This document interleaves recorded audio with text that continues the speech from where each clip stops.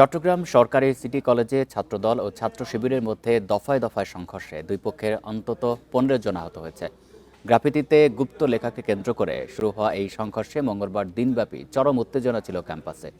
এই অবস্থায় বুধবার কলেজের সব ক্লাস স্থগিত করা হয়েছে। তবে জাতীয় বিশ্ববিদ্যালয়ের অধীনে নির্ধারিত পরীক্ষাগুলো অনুষ্ঠিত হবে।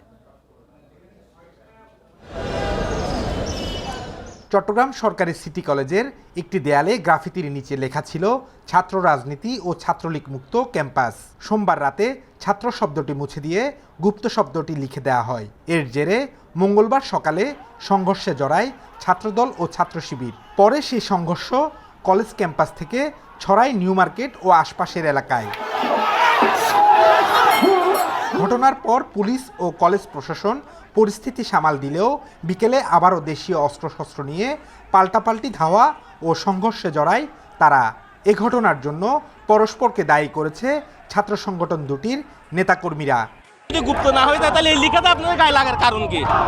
সূত্রপাত এটা থেকে আমাদের ছেলেরা প্রতিদিনের মতো কলেজ ক্যাম্পাসে অবস্থান ছিল, হুট করে তারা জমায় দিল, বিশাল কিছু মুরব্বী টুরব্বী নিয়ে মিছিল টিছিল নিয়ে আসলো, অতর্কিত প্রথমে একটা হামলা।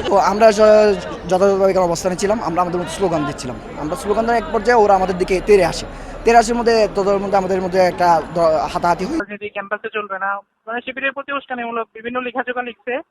তো আমাদের সিটি কলেজের শিবিরের ভাইয়েরা হচ্ছেন এগুলোর প্রতিবাদ করছেন অনলাইনে, ফেসবুকে। যখন পরীক্ষা দিতে গেছেন ওনাদের উপর অতর্কিত হামলা করা হয়েছে।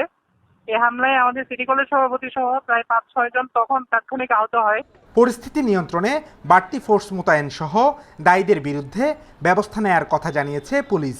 জানতে পেরেছি সিটি কলেজের ছাত্রদের দুটা পক্ষের মধ্যে তাদের মধ্যে একটা অসন্তোষ ছিল, যারই ফলশ্রুতিতে এই দাওয়া পাল্টা দেওয়ার সূত্রপাত।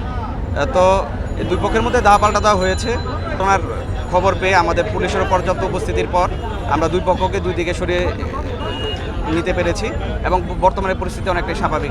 শিক্ষার্থীদের নিরাপত্তা বিবেচনায় পরীক্ষা ছাড়া বুধবার কলেজে সব ধরনের কার্যক্রম স্থগিতের কথা জানিয়েছে কলেজ অধ্যক্ষ। সাধারণ শিক্ষার্থীরা তো এ ধরনের পরিবেশ চায় না, তারা চায় একটা শান্তিপূর্ণ পরিবেশে শ্রেণী কার্যক্রম চলবে, ওরা নিয়মিত কলেজে আসবে, পড়াশোনা করবে, পরীক্ষা হবে। এটা সুতরাং আমি সকলকে আহ্বান জানাবো যে একাডেমিক কার্যক্রম ব্যাহত হয় এই ধরনের কোনো ধরনের কর্মসূচি বা কার্যক্রম যেন ছাত্র সংগঠন বা আমরা কেউ যেন না আনি। এই ঘটনায় তদন্ত করে দোষীদের আইনের আওতায় আনার কথা জানিয়েছে আইন শৃঙ্খলা বাহিনী। Abdullah Rakib, independent news, Chittagong.